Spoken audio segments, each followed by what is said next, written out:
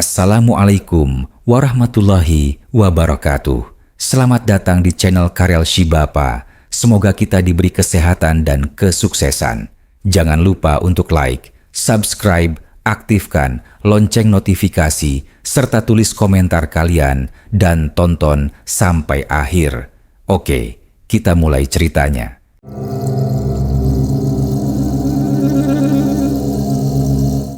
Kabut tipis turun perlahan di jalur tanah merah yang membelah kebun sawit tua di pinggiran Kabupaten Ketapang. Pohon-pohon sawit berdiri rapat seperti pagar hidup yang menelan cahaya sore, sedikit demi sedikit.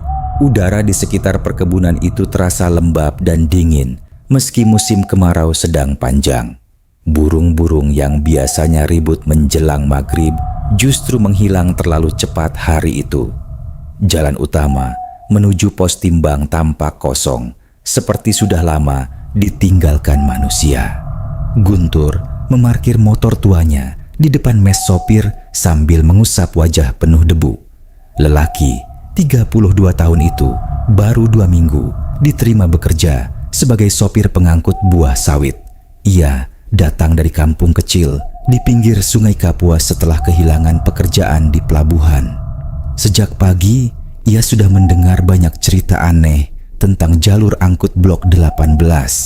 Namun, semua orang hanya tertawa kecil ketika ia mencoba bertanya lebih jauh.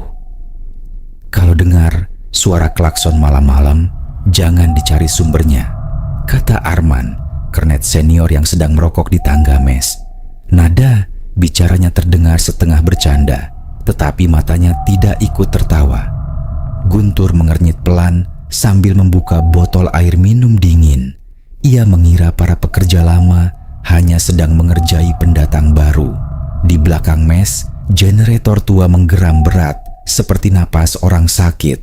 Bau solar bercampur lumpur basah memenuhi udara. Dari kejauhan terdengar bunyi rantai besi beradu perlahan, padahal tidak ada aktivitas bongkar muat malam itu.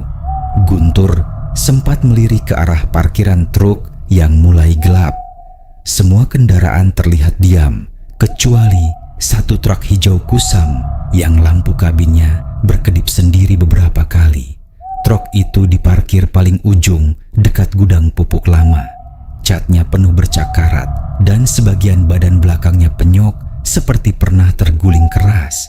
Nomor lambungnya sudah pudar, tetapi tulisan putih di pintu samping masih terlihat samar. Huruf-huruf itu membentuk nama Bima 07. Anehnya, tidak ada satupun pekerja yang mau mendekati kendaraan tersebut. Guntur memperhatikan beberapa sopir tua langsung masuk ke kamar ketika melewati parkiran. Tidak ada yang menoleh ke arah truk hijau itu. Bahkan, satpam pos depan memilih memutar jalan sedikit lebih jauh. Keheningan aneh menyelimuti area parkir, seolah tempat itu memiliki batas tak kasat mata. Padahal generator masih meraung keras dari belakang gudang. Malam turun lebih cepat dari biasanya. Langit menjadi hitam pekat tanpa warna jingga sedikit pun. Lampu-lampu jalan di dalam kebun menyala redup seperti hampir mati. Guntur duduk sendirian di kantin kecil sambil menikmati kopi pahit yang terlalu panas. Hanya ada suara kipas tua berdecit dan siaran radio yang putus-putus. "Besok kau jalur mana?"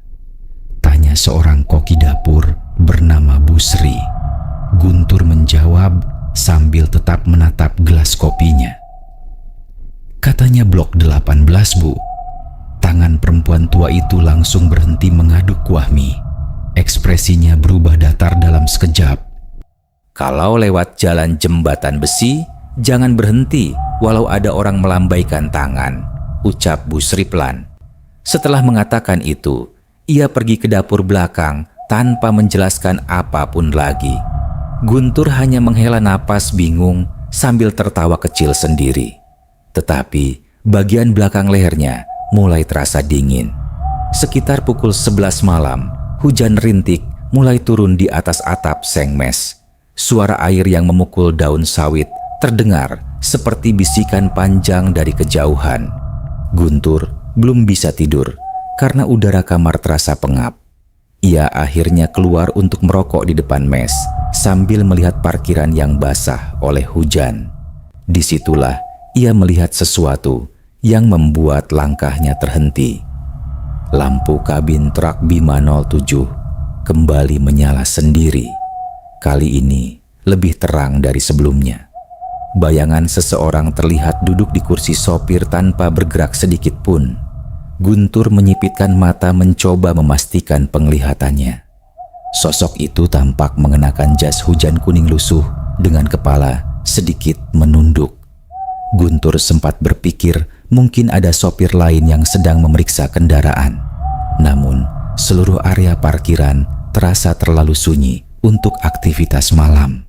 Ia berjalan beberapa langkah mendekati truk sambil memanggil pelan. "Bang?" Tidak ada jawaban sama sekali. Suara hujan tiba-tiba berhenti mendadak. Generator di belakang mes ikut mati pada waktu bersamaan. Seluruh perkebunan tenggelam dalam gelap yang sangat pekat. Guntur langsung berdiri kaku ketika mendengar bunyi mesin truk menyala sendiri dari kejauhan. Padahal tidak ada suara pintu dibuka sebelumnya.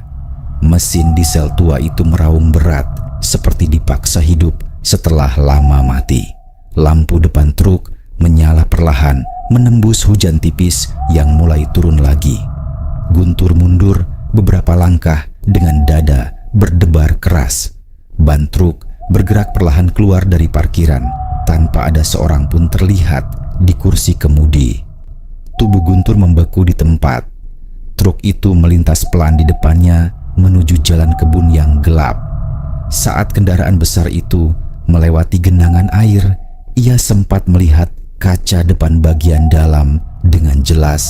Kursi sopir ternyata kosong, namun beberapa detik kemudian dari kaca spion samping terlihat bayangan kepala seseorang sedang menatap lurus ke arahnya. Dan tepat ketika truk itu menghilang di tikungan blok sawit, terdengar suara klakson panjang menggema di tengah malam yang kosong. Suara klakson panjang itu masih menggantung di kepala Guntur, bahkan setelah truk hijau tua tersebut menghilang di balik deretan sawit. Hujan kembali turun pelan, seperti tidak pernah berhenti sebelumnya. Udara malam berubah jauh lebih dingin, sampai napasnya terlihat samar di depan wajah. Guntur berdiri terpaku beberapa saat sambil mencoba memahami apa yang baru saja ia lihat. Perasaannya mengatakan ada sesuatu yang salah, tetapi pikirannya terus memaksa mencari penjelasan masuk akal. Lampu generator menyala kembali beberapa detik kemudian. Area mes kembali terang, meski cahaya lampunya pucat dan berkedip tidak stabil. Dari dalam kamar-kamar terdengar suara orang berbicara pelan seperti tidak terjadi apa-apa. Tidak ada yang keluar memeriksa suara mesin truk tadi. Keadaan itu justru membuat bulu kuduk Guntur semakin meremang. Ia masuk kembali ke mes dengan langkah cepat sambil menahan rasa tidak nyaman. Di lorong sempit yang bau minyak kayu, Arman sedang duduk sendirian sambil membersihkan sepatu but penuh lumpur. Pria itu mengangkat kepala perlahan ketika melihat wajah Guntur yang pucat. Matanya langsung menyipit, seolah sudah menebak sesuatu. "Kau lihat truk itu jalan sendiri?" tanyanya tanpa basa-basi. Guntur terdiam beberapa detik sebelum akhirnya mengangguk pelan. Arman menghela napas panjang, lalu meletakkan sepatu di lantai. "Makanya aku bilang, jangan cari sumber suara klakson malam-malam." Guntur mencoba tertawa kecil agar suasana tidak terasa terlalu berat. "Pasti ada yang ngerjain, Bang. Mana mungkin truk jalan sendiri?" Kalimat itu terdengar lemah, bahkan di telinganya sendiri. Arman tidak menjawab. Ia hanya menatap lorong kosong di belakang Guntur dengan wajah semakin tegang. "Dulu sopirnya namanya Hendra," ucap Arman akhirnya. 3 tahun lalu dia hilang di jalur blok 18. Guntur langsung mengingat tulisan pudar di pintu truk hijau tadi. Perutnya mulai terasa tidak nyaman. Ia ingin bertanya lebih jauh, tetapi suara pintu kamar terbuka, memotong pembicaraan mereka. Seorang pria tua keluar sambil membawa termos kopi. Namanya Pak Darto, mekanik paling senior di perkebunan itu. Wajahnya penuh garis tua dan matanya terlihat cekung karena kurang tidur bertahun-tahun. Ketika mendengar nama Hendra disebut, langkahnya langsung berhenti. Termos di tangannya bahkan bergetar kecil. "Jangan ngomongin dia malam-malam," gumam Pak Darto lirih. "Apalagi kalau hujan begini." Setelah berkata begitu, pria tua itu berjalan cepat menuju dapur tanpa menoleh lagi. Suasana lorong mendadak terasa sempit dan pengap. Guntur mulai sadar semua orang di tempat itu menyimpan ketakutan yang sama. Malam semakin larut, tetapi kantuk tidak datang sama sekali. Guntur akhirnya memutuskan tidur sambil menyalakan lampu kamar. Bunyi tetesan air dari atap seng terdengar monoton seperti jam rusak yang terus berdetak. Sesekali, suara rantai besi beradu kembali terdengar dari arah parkiran. Padahal seluruh sopir sudah masuk kamar sejak 1 jam lalu. Sekitar pukul 12:40, suara mesin diesel kembali terdengar dari luar. Kali ini lebih dekat dari sebelumnya. Guntur langsung bangun dari tempat tidur dengan dada menegang. Cahaya lampu kamarnya mendadak redup beberapa kali. Dari balik jendela, bayangan besar truk perlahan melintas di depan mes. Ia memberanikan diri mengintip melalui celah tirai kusam. Truk Bima 07 berhenti tepat di tengah halaman. Mesin kendaraan itu tetap menyala kasar sambil mengeluarkan asap hitam pekat. Tidak ada siapapun di sekitar parkiran. Tetapi pintu sopir terbuka perlahan dengan bunyi berdecit panjang. Guntur menahan napas ketika melihat bekas lumpur basah muncul satu persatu di tanah. Jejak kaki itu turun dari kabin seolah ada seseorang yang baru keluar dari kursi kemudi. Namun tidak ada tubuh yang terlihat. Hanya bekas pijakan berat menuju arah gudang pupuk lama. Suara radio tua di kamarnya tiba-tiba menyala sendiri. Frekuensinya berdesis kasar sebelum terdengar suara laki-laki parau. "Jangan berhenti di jembatan." Kalimat itu putus di tengah dengung panjang. Guntur langsung mencabut kabel radio dengan tangan gemetar. Tetapi suara desisan masih terdengar pelan dari dalam speaker yang sudah mati. Tepat saat itu terdengar ketukan 3 kali dari pintu kamarnya. Tok, tok, tok. Guntur membeku sambil menatap pintu kayu lusuh di depannya. Tidak ada suara langkah, tidak ada suara napas, hanya keheningan panjang yang terasa menekan dada. "Siapa?" tanyanya dengan suara serak. Tidak ada jawaban. Ketukan itu kembali terdengar lebih keras. Kali ini disertai suara air menetes perlahan di depan kamar. Guntur memberanikan diri mendekat sambil membawa senter kecil dari meja. Tangan kirinya sudah dipenuhi keringat dingin. Jantungnya berdetak sangat keras sampai telinganya sendiri terasa berdenging. Saat pintu dibuka sedikit, lorong mes terlihat kosong. Lampu gantung di atas berkedip pelan diterpa angin malam. Tidak ada siapa-siapa di sana. Namun lantai depan kamarnya penuh bekas lumpur hitam yang masih basah. Jejak kaki itu memanjang menuju ujung lorong dan berhenti tepat di depan kamar kosong bekas milik Hendra. Pintu kamar itu perlahan terbuka sendiri beberapa sentimeter sambil mengeluarkan bunyi kayu tua bergesekan. Dari dalam ruang gelap itu terdengar suara klakson truk yang sangat pelan. Padahal tidak ada kendaraan apapun di dalam mes. Lorong mes terasa jauh lebih panjang malam itu. Guntur berdiri mematung sambil menatap celah pintu kamar bekas milik Hendra yang terus bergerak perlahan karena angin dingin dari dalam ruangan. Bau lumpur basah bercampur solar tua keluar samar dari balik gelap.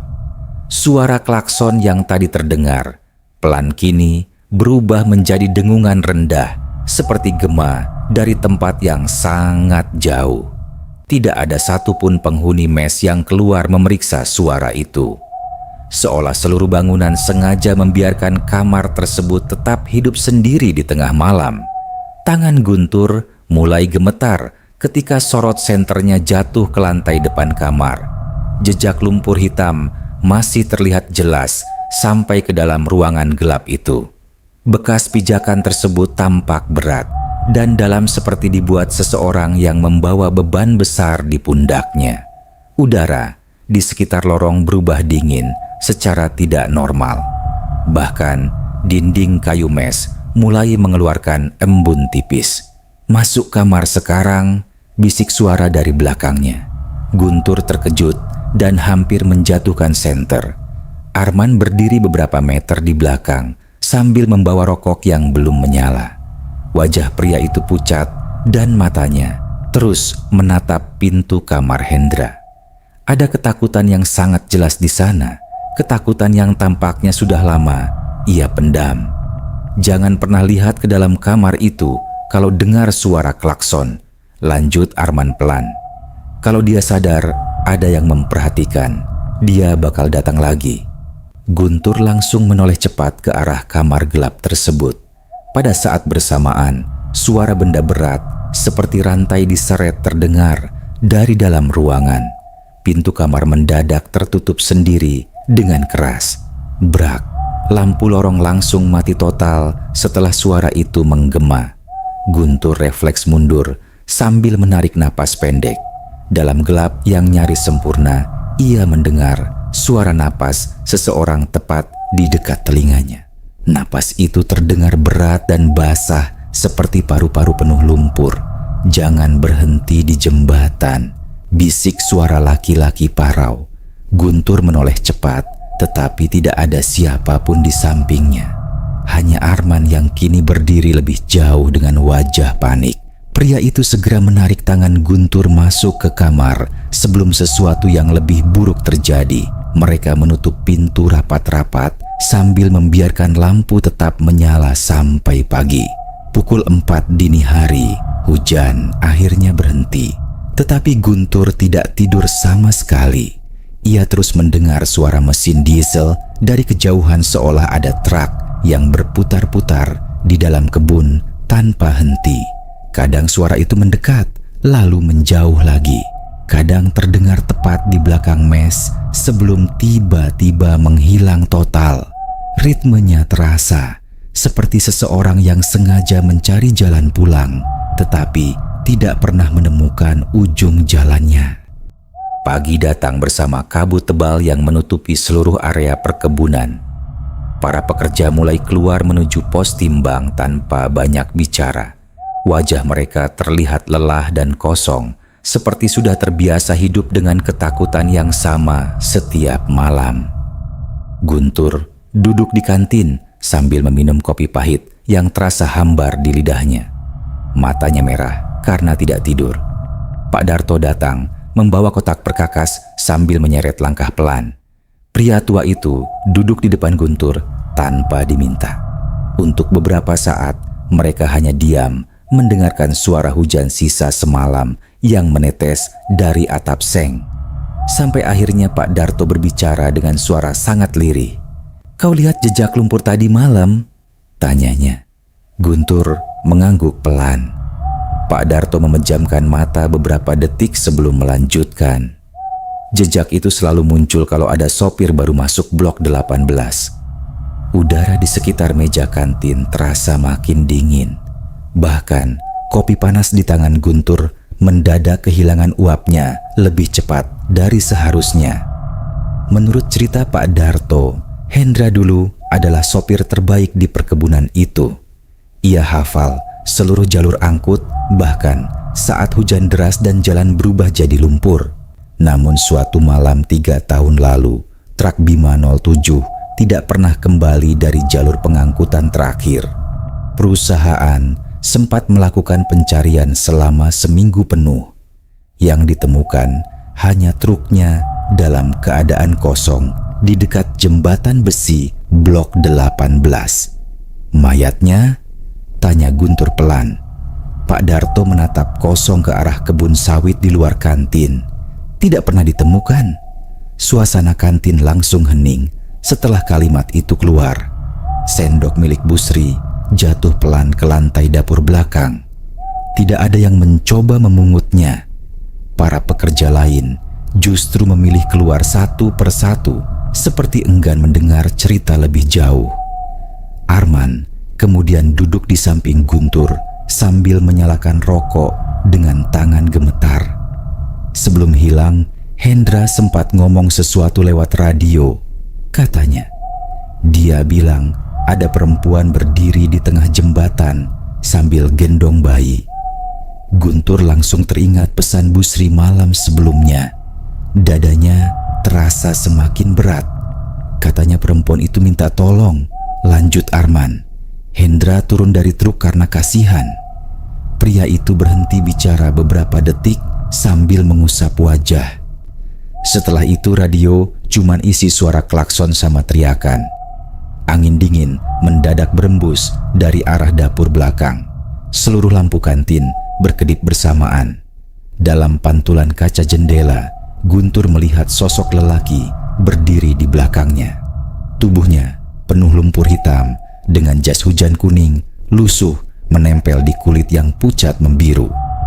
Guntur langsung menoleh cepat. Tidak ada siapa-siapa di sana. Namun, suara mesin diesel tiba-tiba meraung keras dari parkiran. Semua pekerja di kantin langsung diam bersamaan. Karena pagi itu, tanpa ada yang menyalakan, truk Bima 07 kembali hidup sendiri dan perlahan bergerak menuju jalur blok 18. Raungan mesin truk tua itu mengguncang udara pagi yang masih dipenuhi kabut. Seluruh pekerja kantin membeku di tempat sambil menatap keluar jendela dengan wajah pucat. Truk Bima 07 bergerak perlahan melewati halaman tanpa sopir di balik kemudi. Ban besarnya meninggalkan jejak lumpur hitam pekat yang terlihat lebih gelap dari tanah biasa. Tidak ada seorang pun berani mendekat ketika kendaraan itu berbelok menuju jalan kebun. Dia mulai lagi, bisik Busri sambil memegang ujung meja kuat-kuat. Guntur berdiri perlahan dari kursinya. Ada rasa takut yang menekan dadanya, tetapi rasa penasaran yang tumbuh sejak malam pertama justru terasa lebih besar. Ia memperhatikan truk itu sampai menghilang di balik pohon sawit. Suara mesinnya masih terdengar samar meski kendaraan tersebut sudah jauh masuk ke dalam blok perkebunan. Ritmenya berat dan lambat seperti kendaraan yang membawa sesuatu sangat besar di bagian belakang. Arman langsung memegang lengan Guntur sebelum lelaki itu melangkah keluar kantin. "Jangan ikut jalurnya," katanya cepat. Orang yang nyari Hendra dulu juga hilang. Namun Guntur tetap menatap jalan kebun dengan rahang mengeras. Dalam kepalanya terus terngiang bisikan yang ia dengar malam sebelumnya. "Jangan berhenti di jembatan." Kalimat itu terasa seperti peringatan sekaligus permintaan tolong. Siang harinya, hujan kembali turun tipis-tipis. Jalan tanah merah berubah licin dan berlumpur. Guntur akhirnya memutuskan pergi ke gudang arsip lama di belakang kantor administrasi. Tempat itu jarang dipakai sejak perusahaan membuka kantor baru 2 tahun lalu. Atap sengnya berkarat dan sebagian dinding kayunya mulai lapuk dimakan rayap. Pak Darto ternyata sudah berada di dalam gudang ketika Guntur datang. Pria tua itu sedang membuka lemari besi kecil penuh map lusuh dan dokumen kecelakaan kerja. Bau kertas lembab bercampur jamur memenuhi ruangan sempit tersebut. Hujan di luar terdengar samar seperti bisikan panjang di balik dinding kayu. "Aku tahu kau bakal kesini," ucap Pak Darto tanpa menoleh.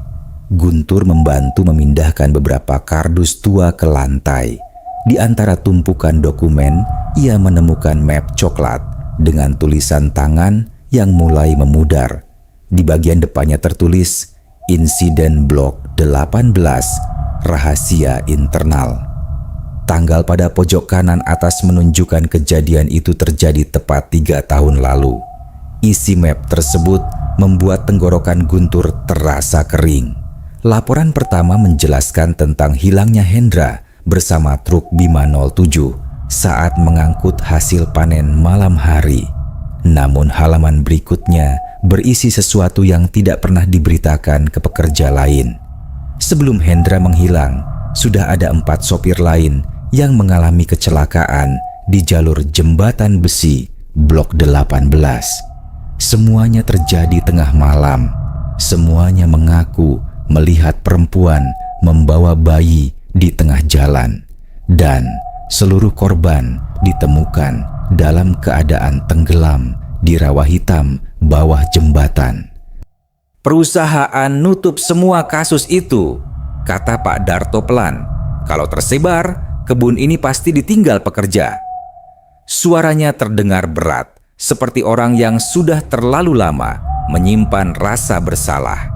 Guntur membalik halaman berikutnya dengan tangan dingin. Ada foto jembatan besi tua yang rusak sebagian. Di bawah jembatan terlihat rawa hitam luas, dipenuhi akar sawit liar dan genangan air keruh. Pada salah satu foto lain, tampak bekas goresan panjang di pagar besi jembatan, seperti cakar besar yang diseret berkali-kali. Guntur menatap gambar itu lebih lama, sampai matanya menangkap sesuatu. Di pantulan air rawa, terlihat bayangan perempuan berdiri sambil menggendong bayi. Padahal lokasi foto tampak kosong. Hujan di luar tiba-tiba berhenti mendadak. Gudang arsip menjadi sangat sunyi sampai suara napas mereka terdengar jelas. Pak Darto perlahan menutup map tersebut, lalu duduk lemas di kursi kayu. Tatapannya kosong mengarah ke lantai semen yang basah. Ada satu hal yang tidak pernah dicatat perusahaan, katanya lirih. Guntur menunggu dengan dada berdebar. Pak Darto mengusap wajahnya sebelum melanjutkan cerita yang selama ini disembunyikan seluruh pekerja lama. Puluhan tahun lalu, sebelum perkebunan dibangun, daerah Blok 18 adalah kampung kecil di pinggir rawa. Warga setempat percaya ada jalur gaib di sekitar jembatan besi lama. Siapapun yang melintas tengah malam dilarang berhenti atau menoleh jika mendengar tangisan bayi. Karena itu bukan manusia, bisiknya. Menurut cerita warga lama, pernah ada seorang perempuan hamil yang dibuang hidup-hidup ke rawa oleh mandor perkebunan pertama. Perempuan itu dituduh mencuri hasil panen padahal hanya meminta upah yang belum dibayar. Tubuhnya ditemukan beberapa hari kemudian bersama bayinya yang sudah meninggal dalam kandungan. Sejak saat itu, kecelakaan mulai terjadi setiap beberapa tahun sekali, dan semuanya selalu melibatkan sopir malam. Guntur merasakan tengkuknya dingin ketika Pak Darto mengeluarkan radio komunikasi tua dari laci meja. Alat itu penuh lumpur kering dan sebagian antenanya patah. Ini radio terakhir dari kabin Hendra, katanya. Kami simpan karena masih nyala sendiri tiap malam Jumat. Pak Darto menekan tombol pemutar rekaman dengan tangan gemetar. Suara desis panjang memenuhi gudang arsip. Lalu terdengar suara Hendra dari speaker rusak itu. Ada perempuan di depan jalan. Napasnya terdengar panik. Dia gendong bayi. Ya Tuhan. Suara mesin truk meraung keras di latar belakang. Kemudian suara Hendra berubah menjadi teriakan penuh ketakutan. Dia naik ke bak truk. Rekaman mendadak dipenuhi bunyi benturan keras dan suara klakson panjang. Tetapi sebelum rekaman berhenti, terdengar satu kalimat terakhir dengan suara yang bukan milik Hendra. Sekarang gantian sopir berikutnya. Radio tua itu langsung mati sendiri. Pada saat bersamaan, dari luar gudang terdengar suara mesin diesel berhenti tepat di depan pintu. Dan seseorang mulai mengetuk perlahan dari sisi luar bangunan. Tok, tok, tok. Ketukan dari luar gudang terdengar lambat namun berat, seperti tangan basah yang memukul kayu lapuk dengan tenaga penuh. Guntur dan Pak Darto langsung saling menatap tanpa bicara. Tidak ada pekerja lain di sekitar kantor administrasi siang itu karena sebagian besar masih berada di area panen. Hujan yang tadi berhenti mendadak turun lagi dengan suara jauh lebih deras. Tok, tok, tok. Pintu gudang bergetar kecil setiap kali suara itu muncul. Lampu neon di langit-langit berkedip tidak stabil, lalu mendadak padam total. Ruangan langsung tenggelam dalam gelap kebiruan yang hanya diterangi cahaya hujan dari celah ventilasi kayu. Guntur merasakan hawa dingin menjalar perlahan dari lantai sampai ke lehernya. Pak Darto buru-buru mengambil senter dari atas meja. Tangannya gemetar hebat saat mencoba menyalakan alat itu. Cahaya kuning redup akhirnya menyala dan langsung mengarah ke pintu gudang yang mulai terbuka sedikit demi sedikit. Tidak ada suara engsel, tidak ada hembusan angin, hanya suara air menetes. Guntur mundur perlahan sambil menahan napas. Bau rawa busuk langsung masuk memenuhi ruangan. Bau itu bercampur lumpur basah dan sesuatu yang amis seperti bangkai lama terendam air. Pak Darto menutup mulutnya dengan tangan sambil berbisik lirih membaca doa. Pintu gudang akhirnya terbuka sepenuhnya. Di luar bangunan, truk Bima 07 berhenti dalam keadaan mesin masih menyala. Asap hitam keluar tebal dari knalpotnya, lalu menyebar rendah di atas tanah. Kabin kendaraan itu tampak kosong seperti sebelumnya. Namun, pintu bak belakang terbuka sedikit dan terus bergoyang perlahan. Suara tangisan bayi terdengar dari dalam bak truk. Tangisan itu kecil pada awalnya, tetapi perlahan berubah menjadi suara parau yang tidak wajar.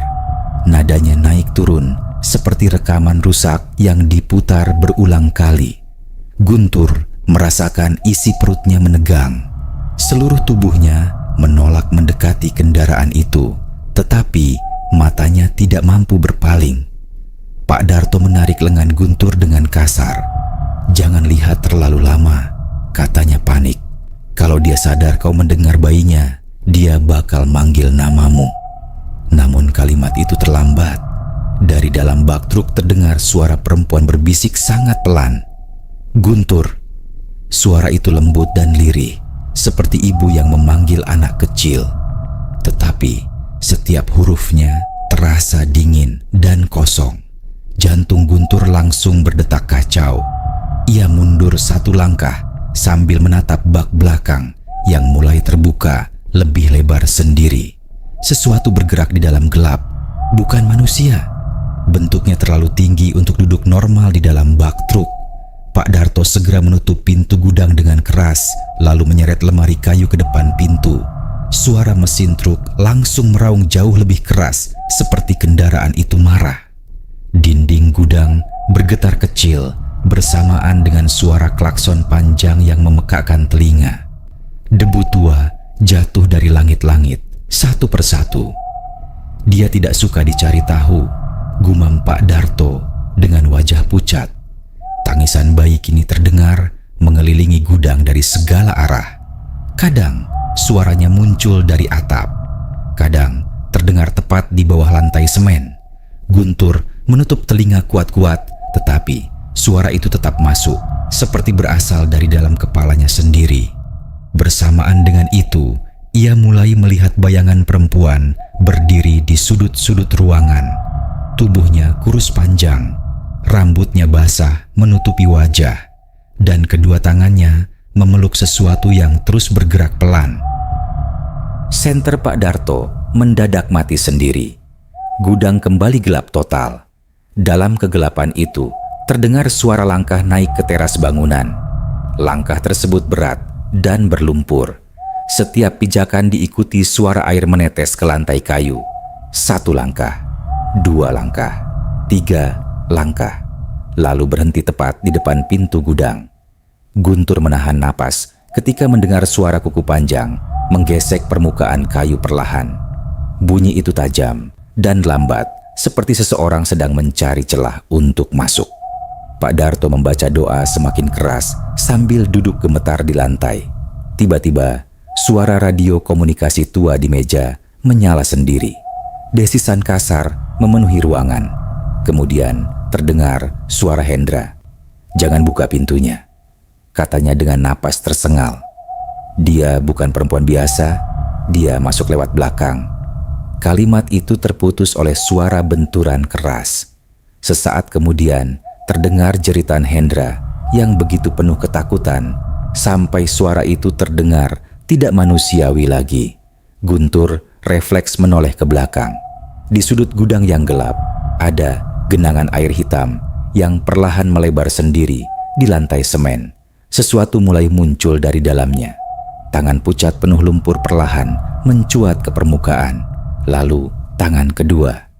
Kemudian kepala perempuan dengan rambut panjang menempel basah di wajahnya. Tubuhnya keluar perlahan dari genangan sempit yang seharusnya tidak mungkin memuat tubuh manusia dewasa. Sendi-sendi lengannya bergerak patah-patah seperti tulang yang pernah hancur. Perempuan itu masih memeluk bayi kecil berkulit kebiruan di dadanya. Bayi tersebut membuka mata perlahan. Matanya hitam seluruhnya.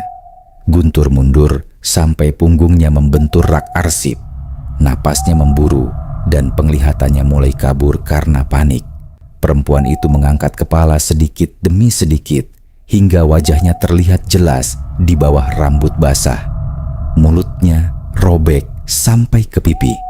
Dan di balik bibir yang sobek itu terdengar suara Hendra. "Tolong aku." Pak Darto tiba-tiba berdiri sambil menarik Guntur menuju pintu belakang gudang. Mereka berlari keluar menembus hujan deras tanpa menoleh lagi. Suara klakson truk langsung menggema panjang di belakang mereka, seperti teriakan marah yang memenuhi seluruh perkebunan. Tanah kebun berubah licin dan gelap. Pohon sawit di kanan kiri tampak bergerak, pelan tertiup angin malam yang datang terlalu cepat. Padahal jam baru menunjukkan pukul 4 sore. Langit di atas perkebunan sudah hitam, seperti tengah malam. "Mau kemana?" teriak Guntur panik. "Ke jembatan besi," jawab Pak Darto sambil terus berlari. Kalau Hendra masih ada di sana, siklusnya bisa diputus. Mereka akhirnya mencapai jalur blok 18 tepat saat suara mesin truk kembali terdengar di belakang.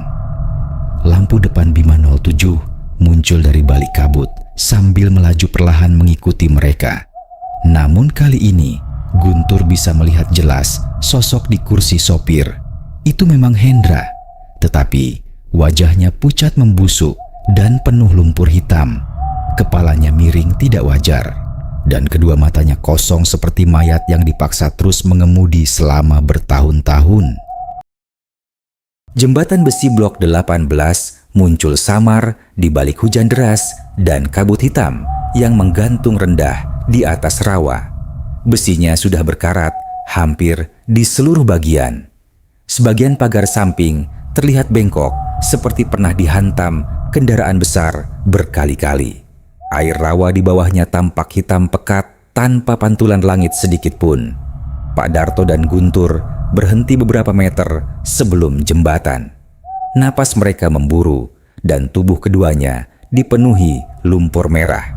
Suara mesin truk Bima 07 semakin dekat dari belakang jalur kebun. Lampu depannya menembus kabut seperti mata raksasa yang perlahan mendekat mencari mangsa. "Dengar aku baik-baik," kata Pak Darto sambil memegang bahu Guntur kuat-kuat. "Kalau dia muncul, jangan dengar suara bayi itu." Wajah pria tua tersebut dipenuhi air hujan dan ketakutan yang sudah terlalu lama dipendam. Tangannya gemetar hebat sampai kuku-kukunya memutih. Guntur mengangguk pelan meski dadanya terasa sesak. Raungan mesin diesel akhirnya berhenti tepat di ujung jalan. Truk Bima 07 muncul perlahan dari balik deretan sawit. Badannya penuh lumpur hitam dan ranting patah seperti baru keluar dari rawa. Lampu kabinnya berkedip tidak stabil Sementara suara klakson pendek terdengar beberapa kali sendiri. Hendra masih duduk di kursi sopir dengan kepala miring dan kedua tangan menempel kaku di kemudi. Namun, kali ini ia tidak sendirian. Di kursi sebelahnya duduk perempuan berambut panjang yang memeluk bayi kecil di dadanya. Wajah perempuan itu tertutup rambut basah, tetapi senyumnya terlihat samar dari balik helaian hitam yang menggantung sampai dada. Truk berhenti beberapa meter dari jembatan. Mesin kendaraan tetap menyala meski asap hitam keluar jauh lebih tebal dari sebelumnya. Udara di sekitar rawa mendadak menjadi sangat dingin. Bahkan suara hujan mulai menghilang satu persatu sampai suasana berubah sunyi total. Lalu tangisan bayi kembali terdengar. Tangisan itu kini sangat jelas, dekat sekali, seolah bayi tersebut berada tepat di belakang telinga Guntur. "Jangan noleh," teriak Pak Darto cepat. Tetapi tubuh Guntur terasa sulit digerakkan. Ada dorongan aneh yang memaksanya menoleh perlahan ke arah rawa bawah jembatan. Dari dalam kabut hitam muncul sosok perempuan lain yang berdiri diam di tengah air setinggi dada. Tubuhnya kurus pucat dengan perut hancur seperti pernah dibelah kasar. Dan di kedua tangannya, ia menggendong sesuatu yang terbungkus kain putih penuh darah. Guntur langsung membeku. Perempuan itu mengangkat wajah perlahan, matanya kosong seluruhnya. "Anakku dingin," bisiknya lirih. Suara itu masuk ke kepala Guntur seperti gema panjang yang tidak bisa dihentikan. Dalam sekejap, penglihatannya berubah kabur. Ia melihat kilasan-kilasan aneh di sekitar jembatan. Truk yang jatuh ke rawa, sopir-sopir yang tenggelam sambil menjerit, dan Hendra yang berlari ketakutan sebelum sesuatu menarik tubuhnya ke dalam lumpur hitam. Semua kejadian itu seperti diputar berulang di depan matanya. Pak Darto segera menarik tubuh Guntur menjauh dari pagar jembatan. Dia bikin orang lihat kematiannya. Teriak pria tua itu panik. Namun, suara tangisan bayi semakin keras sampai terdengar seperti puluhan bayi menangis bersamaan dari bawah rawa. Truk Bima 07 mendadak bergerak sendiri. Mesinnya meraung kasar sambil melaju perlahan ke arah jembatan. Hendra masih duduk diam di balik kemudi, tetapi kini kepalanya bergerak pelan menghadap Guntur. Dan untuk pertama kalinya, mayat itu tersenyum. "Gantian," ucapnya lirih. Pak Darto langsung mendorong Guntur menjauh tepat sebelum truk melesat cepat ke arah mereka. Ban besarnya menghantam pagar jembatan sampai besi tua itu patah berhamburan. Dentuman keras mengguncang seluruh rawa. Guntur terjatuh ke tanah berlumpur, sementara Pak Darto terpental ke sisi lain jembatan. Truk itu tidak berhenti. Kendaraan besar tersebut terus melaju lurus, menembus pagar yang hancur, lalu jatuh ke rawa hitam di bawah jembatan bersama suara klakson panjang yang memekakan telinga. Bruk! Air rawa menyembur tinggi ke udara. Kabut hitam langsung menyebar ke seluruh area jembatan. Guntur berusaha bangkit sambil batuk keras. Kepalanya berdenging dan pandangannya berputar. Di tengah hujan deras, ia melihat Pak Darto terbaring, tidak bergerak di dekat besi pagar yang patah. Darah bercampur air hujan mengalir perlahan dari pelipis pria tua itu. "Pak," panggil Guntur dengan suara gemetar. Tidak ada jawaban. Tangisan bayi mendadak berhenti total. Seluruh perkebunan menjadi sangat sunyi. Hanya suara hujan dan napas Guntur yang tersisa di tengah gelap. Beberapa menit kemudian, suara gelembung mulai muncul dari rawa hitam bawah jembatan. Air keruh itu bergerak perlahan seperti sesuatu sedang naik dari dasar lumpur. Guntur menatap dengan tubuh dingin dan napas tertahan. Lalu pintu kabin truk muncul perlahan ke permukaan, disusul tangan pucat yang memegang sisi pintu dari dalam air. Hendra keluar perlahan dari rawa sambil menyeret tubuh basah penuh lumpur. Wajah mayat itu kini terlihat jauh lebih rusak. Kulit pipinya terkelupas dan matanya kosong menghitam. Tetapi langkahnya tetap tenang, seperti seseorang yang hanya pulang bekerja malam. Di belakangnya, perempuan berambut panjang ikut muncul dari air rawa sambil menggendong bayi yang terus diam menatap Guntur. Mereka berdiri tepat di bawah jembatan, tidak bergerak, tidak berkedip. Lalu Hendra mengangkat tangan perlahan menunjuk ke arah truk yang mulai tenggelam kembali. Dan dari dalam kabin yang setengah terendam terdengar suara radio menyala sendiri. Unit baru untuk jalur blok 18 sudah siap beroperasi. Suara itu diikuti desisan panjang. Kemudian terdengar nama yang membuat darah Guntur terasa berhenti mengalir. Pengganti sopir, Guntur. Lampu depan truk mendadak menyala terang dari dalam rawa. Dan tepat sebelum semuanya gelap, suara klakson panjang kembali menggema ke seluruh kebun sawit. Demikianlah cerita horor pada video kali ini. Terima kasih sudah menonton video ini. Jangan lupa untuk komen, like, dan subscribe-nya.